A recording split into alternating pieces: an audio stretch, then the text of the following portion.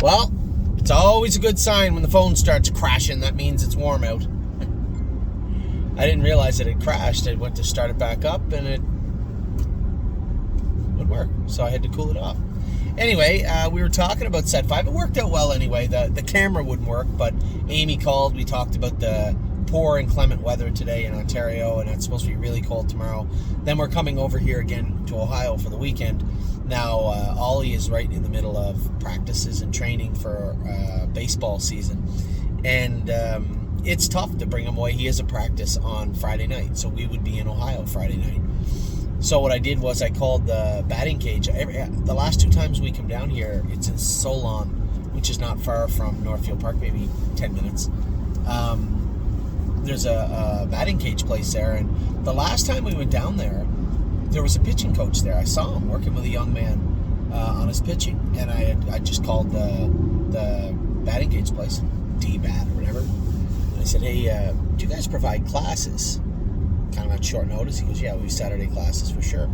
So I got Ollie in for a pitching class because this is the first year that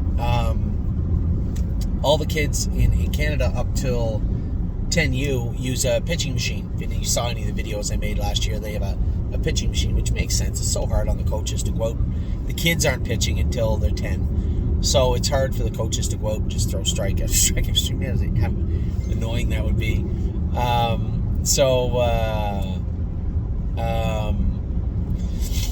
This is Ollie's first year pitching. Now, I brought him over to Ohio with me, and he tried out for a team over here also. He's made 2 teams. He's made the Ohio rep team for Macedonia and the Guelph rep team. They won the provincial championships last year. So, when we come over to practice, the coach asked him to pitch from the rubber. Well, he never pitched from the rubber in his life. There was no pitching. He's throwing the ball with me, but to walk onto the pitching mound, stand on it, and throw strikes, he's never done that in his life. And he just went right out, and he strike after strike after strike, and it was pretty proud. I was pretty proud of him. And his pitching, first year pitching, is this year. Now, I was mistaken in my comment a minute ago.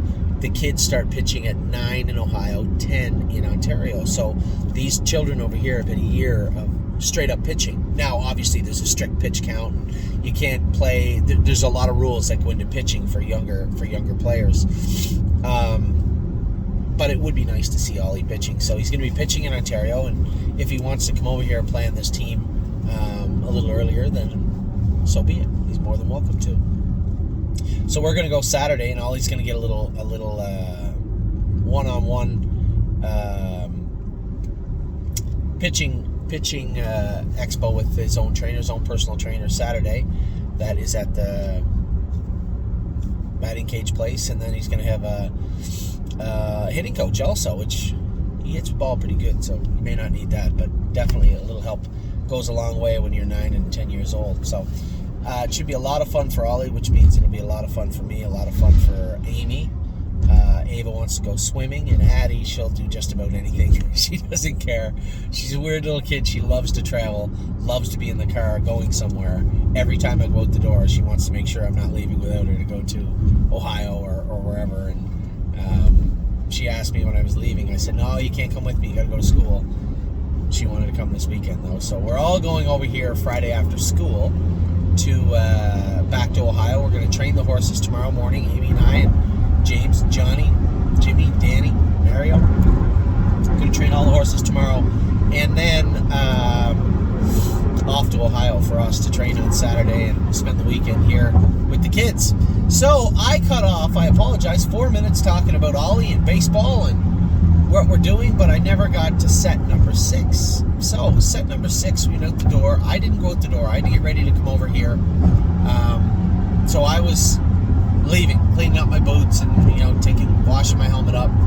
And I saw set 6 go out. I watched them go. I talked to everybody. Man, oh man, you want to see a transformation. We talk about activation. We talk about I'm fancy like.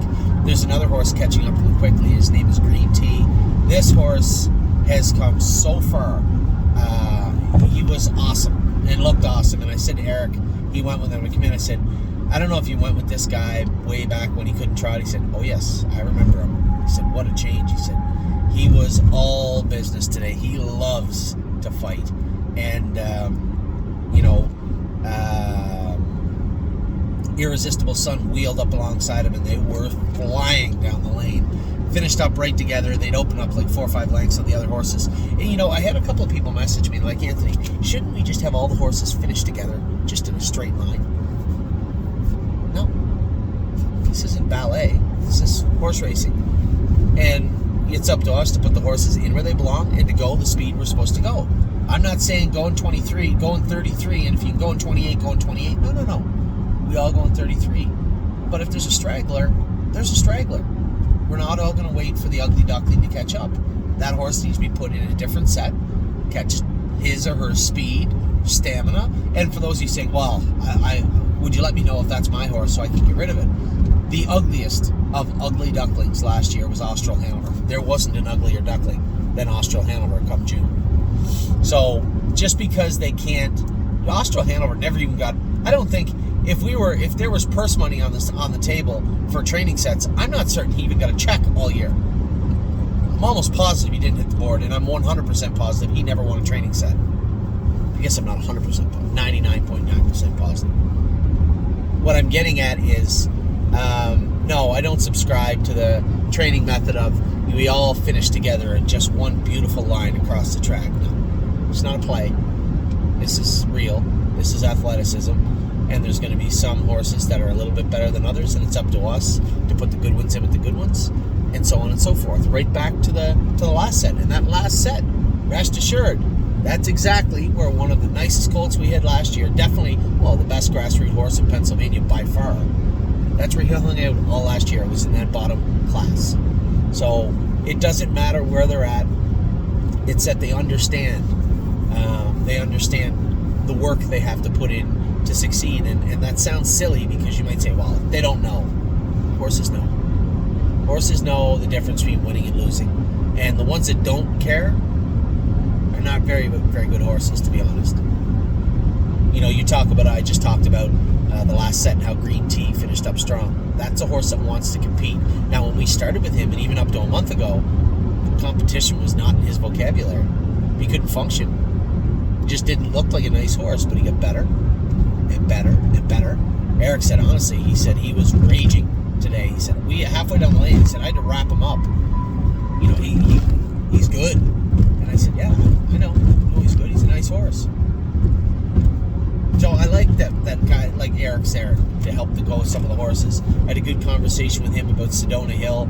We opted not to take that OCD out. He didn't find anything. He didn't see anything in her left front. He said, if anything, she's over on the left shaft a little bit, which would indicate right hind. But a lot of horses are this time of year. The stifles are getting a little weak. They start touching themselves, getting a little pinchy, and get over on the shaft.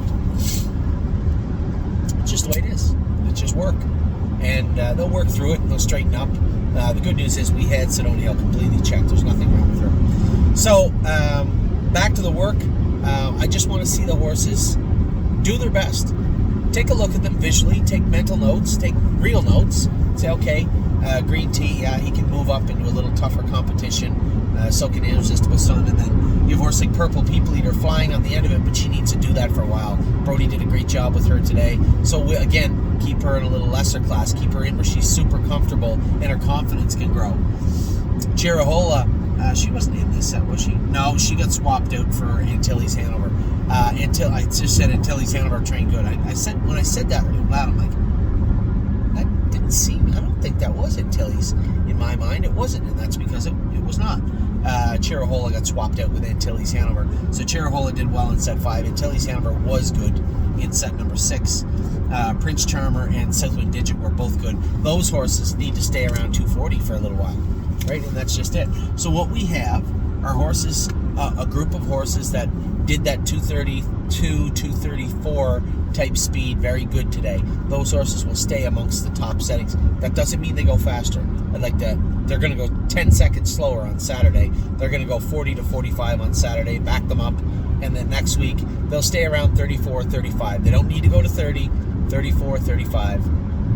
And then horses like Purple People Eater stay around 238, and then we will have some horses, as we will in Ontario, that are going to stay around 245, maybe even in 250.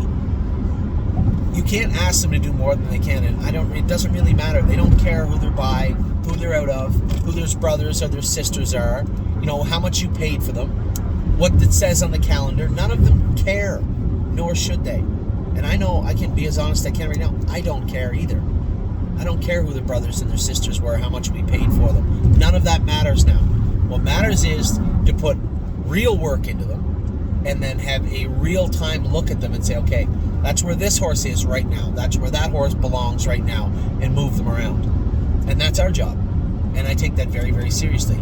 Today, this week, was a very, very important training step for these horses. It gave us a chance to look and say, okay, here's what we have as of February 23rd, 2023. This is where the horses rank or stand. And none of that matters in the bigger scheme of things, but it does matter a lot right now. Because it's very important that you don't ask the horses that are comfortable in 238 to go in 232. There's no need of it. So it doesn't matter whether it's Ontario or Ohio. We have that. I have that list written down in my head. And as far as what that means come July 1st, means nothing, but it means a lot for right now. So, a great training day today. I'm 20 minutes out from the meadows. I'm going to drive Tim's horse in the 7th, and then I'm going to go drive HP Maestro, and then I'm done for the day. I'm going to try and soak up what little sun I'm going to have left here in Pennsylvania and drive back to a much colder, tundra-like environment in Ontario. I'll get back to Ontario tonight, and then tomorrow literally freeze to death as we train all of our horses tomorrow morning. Again, we won't be going fast tomorrow, probably around 240, 242 speed with all the horses that go the right way of the track tomorrow. And actually, I'll be quite honest, we did start taking the cork off some of them, and if the track is very, very icy tomorrow, there's going to be some horses that won't be training tomorrow, and that's fine too. So, with that, I'm going to let you guys go. I'll probably give you a little update maybe later on, just a short update to let you know how HP Maestro did, I hope. But first off, for the love of God, keep him trotting. Hopefully, I'm not doing a video. If he makes a break, I'm not doing you a video. Not going to happen. I don't think he's going to make a break. I think HP Maestro will be fine. I hope Tim has some luck with, we both have some luck with his other horse. And then, nice safe drive home. So, I'll talk to you all soon. Have a great day. It is a beautiful day in Pennsylvania.